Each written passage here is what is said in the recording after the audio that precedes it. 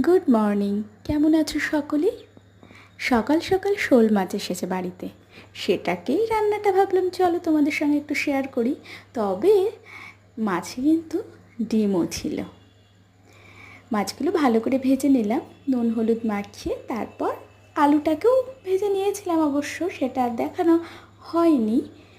আর তারপর জিরে ফোড়ন দিয়ে ওর মধ্যে একটু আদা লঙ্কা একটু টমেটো আর জিরে বাটা ভালো করে কষিয়ে নিয়ে ভাজা আলুগুলো দিয়ে আরও কিছুক্ষণ কষিয়ে নিয়ে গরম জল ফুটে উঠলে মাছগুলো দিয়ে আরও বেশ খানিকক্ষণ ফুটতে দিয়েছিলাম।